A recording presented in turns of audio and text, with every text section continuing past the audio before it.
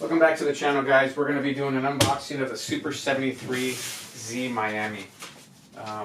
So this bike usually costs, I believe it's $19.95. I think it's one of the least expensive bikes that Super73 has. So this is the Panthro Blue model. And I guess the Panthro Blue model is sold out now. So we'll do the unboxing. We'll build it real quick. It doesn't. I don't think it takes much to build this. I think they have. I think the only thing that needs to be installed are the bars and the pedals. That's it on these. It's a much smaller bike.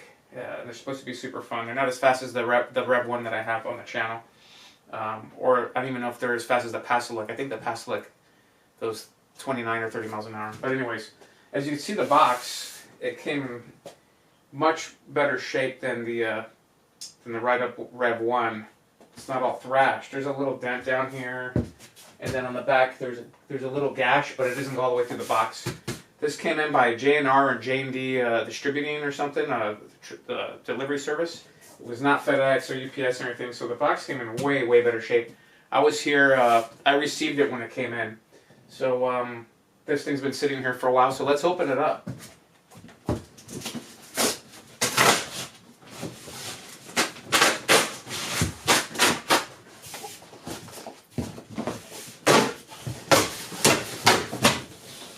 So this one does not lift from the top like the Rev 1, where it's got these clip things on the bottom or whatever, and you undo them and it lifts the whole box up.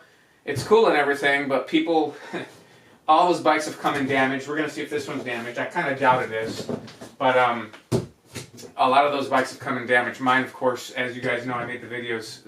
It came in damaged as well. Let's see this one. Okay.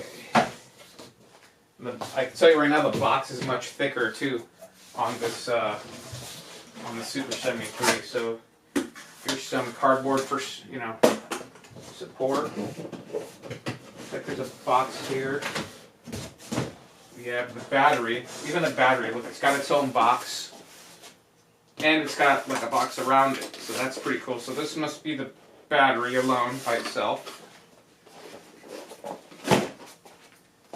Here's another more packaging.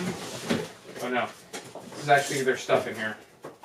Yeah, so we have some, looks like we might have pedals and some other things in here that came in here. I'll put those right here for now.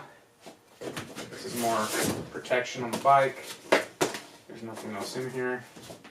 And here's the bike itself. Let me get on this other side. You guys can see me pulling it out of the box.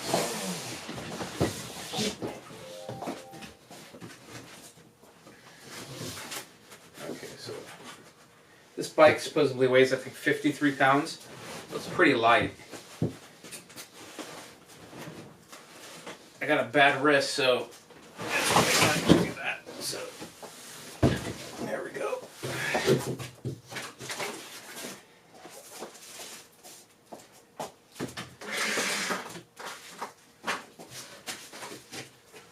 Much easier to maneuver than the Rev 1. I can tell this is way lighter. So it looks like it's for the more padding on there. Alright. Already got the kickstand on there. So there it is. That's how it comes out. Let me adjust the camera so you guys can see it a little better. So the bike came assembled for the majority of it. From what I've read, the only thing that needs to be put together are the pedals and the bars. So let's check the condition of the bike. Pull that off. Okay, I don't know why the sticker's on here. It's got a 39 on it or something. I'll leave that on there in case it means anything. Okay, let me get some tools real quick, and we'll probably put the bars on right now because there's nothing really to put on.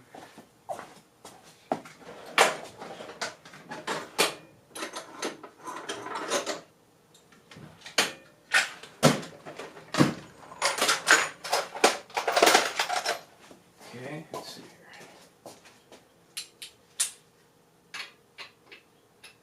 I like using these drivers because they're more precise instead of regular Allen wrenches.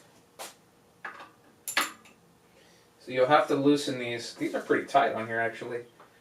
Wow. I don't know why they did that. That makes no sense. Yeah, so that one is really tight. And so is this one. Okay. So the corners of these are very tight. The upper left and the upper right corner on the Allen screws. Yeah, these are pretty tight. I hope this isn't, you know, back to having, like I mentioned on the video when I installed the new brake rotor on the Rev 1, where I was talking about cheap hardware. But man, I need the ratchet to take this completely off. Surprised they're this tight on here. Hopefully they're not stripped or anything.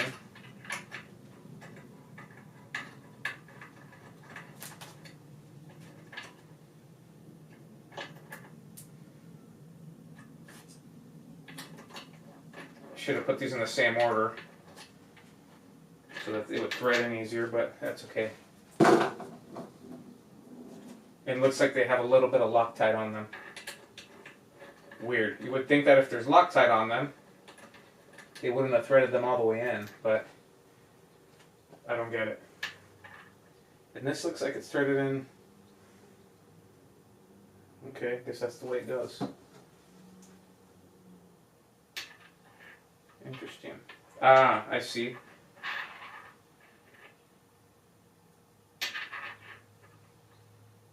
Okay.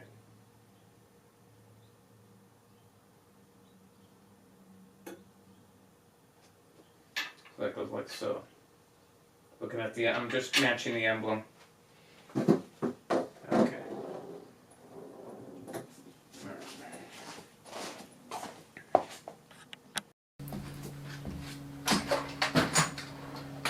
I'm just grabbing my cutters here. Looks like the bar is zip tied. There we go. And actually it's zip tied here as well. Okay, so looks like the bar was zip tied.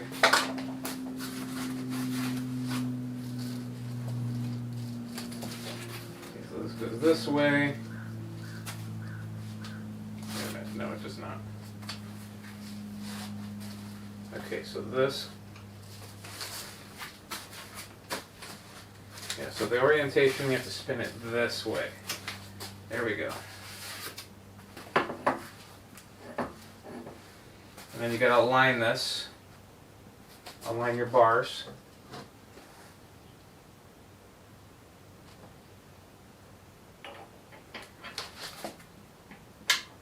So you usually just want to let them hang a little bit. And make sure when you thread these in, go very light.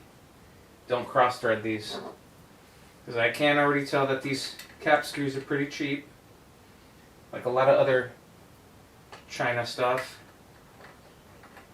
I'm pretty sure these cap screws are from China. They're very light.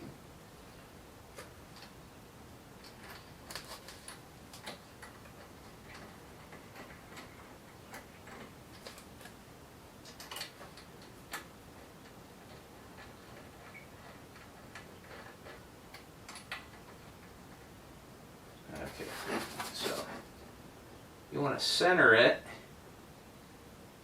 as much as you can. Just pay attention to the little ridges on there, so that's center.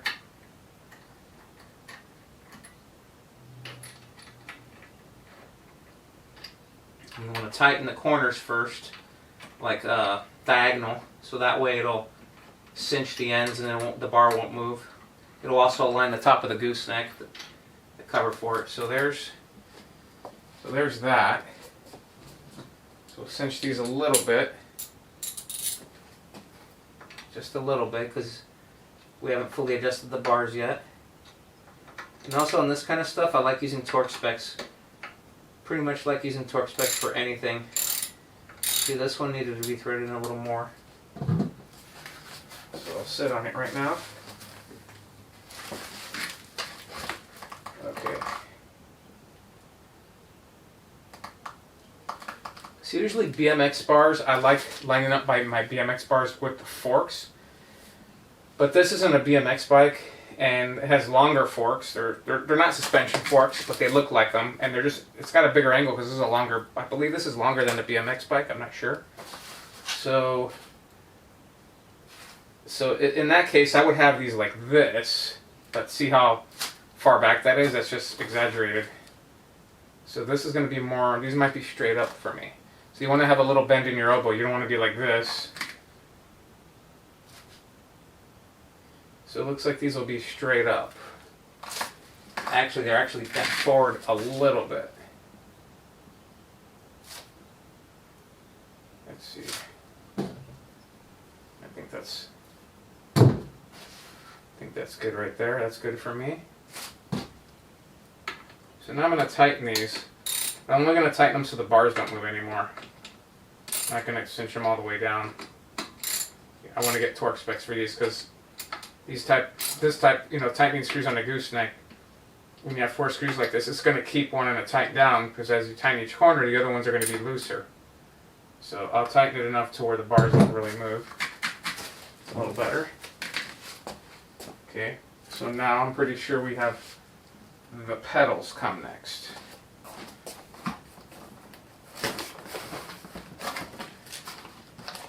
Okay, so looks like we got pedals. Come up to the camera more.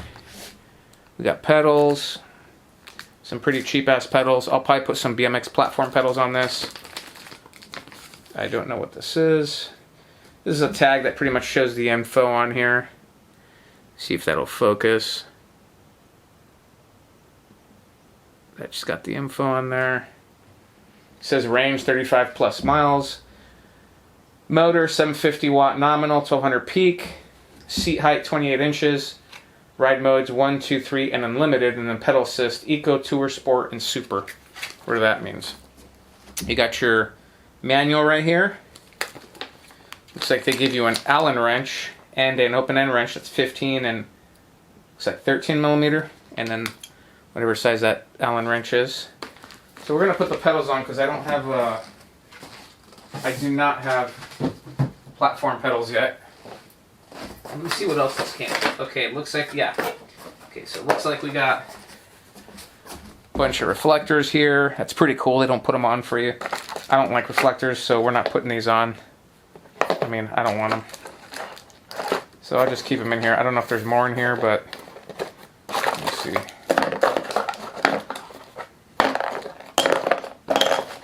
Yeah, it's just reflectors that's in here. That's all there is. This box right here, looks like we have another box. This is probably the charger, unless it's inside the battery box. Yeah, so this looks like the charger. So there's the charger. Pretty small charger. That's pretty cool. It's compact.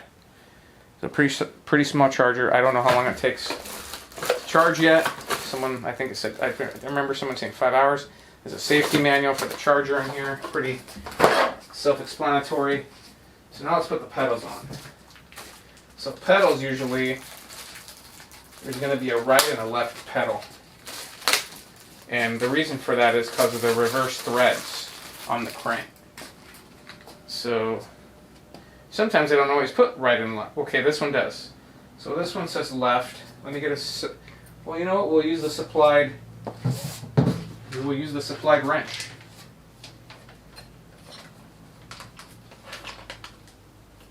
I don't really like these tools that that come with bikes and stuff or any other products because they're usually really cheap, but in this case I'll use them. Let me put the camera down here. There we go. So left is going to be the driver's side, pretty much the drive side. And this is probably going to be the reverse thread, I'm thinking. Unless I'm wrong. I think I'm wrong. I think the other side's a reverse thread.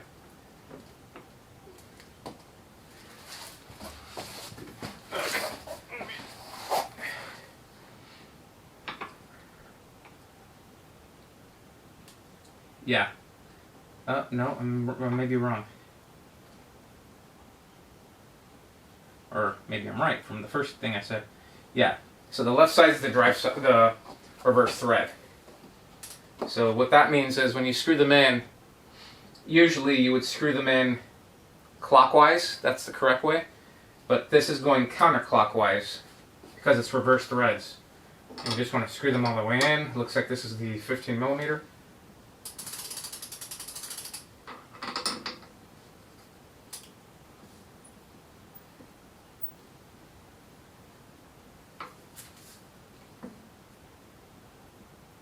And give these a nice tug.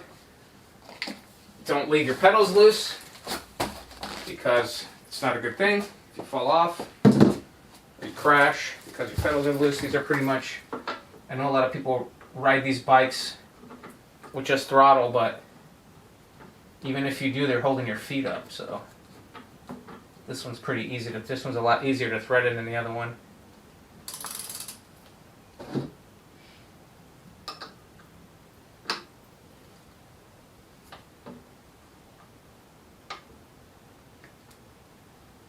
Yep, that one pretty easy. And then the rest is just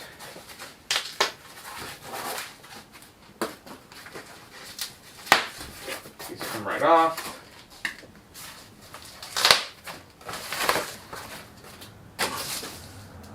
Take these off. Gotta hand it to Super73. They have a, I guess that zip tie was broken. They have a really good packaging. Very simple to take apart.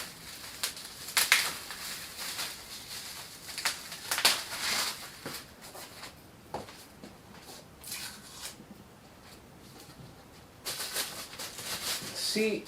Oh, take out the frame.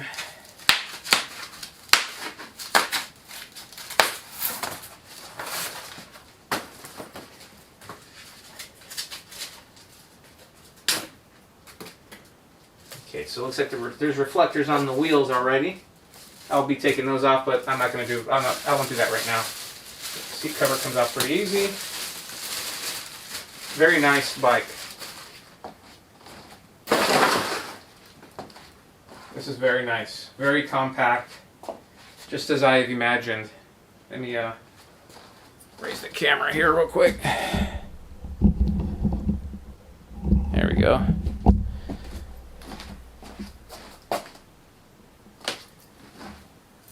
So this is great. Good looking bike. Let me get a little close up here. There we go. So this is a really nice looking bike. Very compact. So they show people jumping these things, if I remember correctly. But I think Super73 says don't jump. You can't jump the bike, or you don't. Not you can't. They don't recommend jumping the bikes, which is kind of funny because in all their videos they're doing wheelies and they're jumping the bikes, which is pretty funny. But it's a very good looking bike, and it looks like it's going to be a lot of fun. Probably let my lady ride that since it's got a lower seat height. She's 5'3", and I had got the Pasolec for her, but that's not going to work. It's too tall for her, even with the seat pushed all the way down.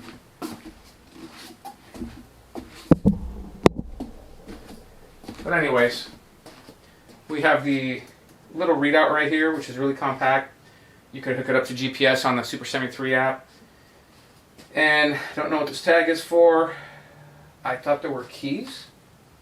Oh, the battery. Maybe they're inside the battery box. I'll open that after, but that's pretty much it. Thumb throttle, very easy to use. Brakes are not hydraulic, they're standard.